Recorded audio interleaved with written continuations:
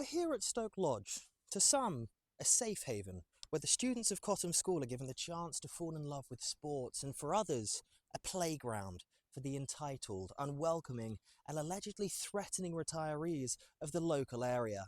At the heart of it all, we have We Love Stoke Lodge and Justice for Cottam School, with the former believing this public space should be for everyone, potentially creating a lawless wasteland where anything could happen, and the latter believing a little more privacy could help this place become a whole lot safer for their school children.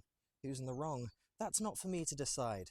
We thought we'd seen it all here, from people matters to legal matters, but today we're diving head first into fecal matter.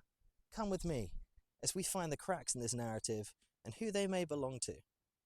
This morning, upon entering my office, I was greeted by the sight of my assistant dropping a log on my desk, detailing a report from a local retired police officer who recently found 68 soiled dog litter bags placed behind a bush on Stoke Lodge. Immediately, something didn't smell right, so after cleaning my desk, I took the first bus down here to take a closer look for myself, with the officer's statement in hand. Earlier this week, I discovered around 70 bagged deposits hidden behind a bush alongside a holdall. They appeared to have been left there at the same time. What stood out immediately was the lack of the usual smell. When I checked them, a large proportion were found to contain mud. This all left me even more perplexed than I was to begin with.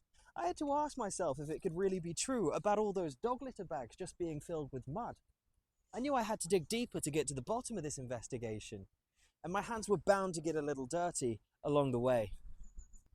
Okay, so here we are, with the samples kindly provided to us by the retired officer, along with our own control provided to us by my assistant, just so we know what we're looking for. Let's have a little look and smell to see what we can gather, shall we? As you can see, we've gone through the samples and we've seen what we have to see. Bark, leaf mulch, soil. When I said something didn't smell right with this investigation, the last thing I expected was for nothing to smell at all. We've also got the control. Immediately on picking it up, you can really notice the difference. It's more weighty, it's more dense, it's still fairly warm. And scent-wise, it is pungent.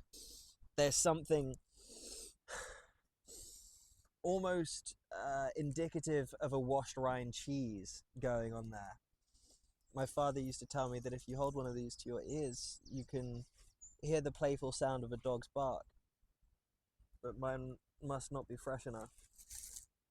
I mean, I don't know what's going on here. All of these dog litter bags filled with, I'd usually be worried, but it's just grass.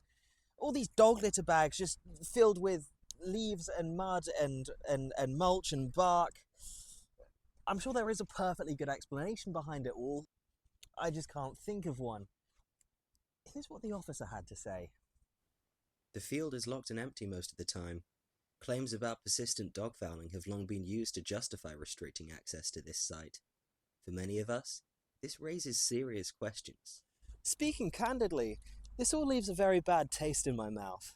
68 dog litter bags, all filled with mud and mulch and bark and leaves, on a field that's usually empty, and as far as we can see, no one with a clear motive.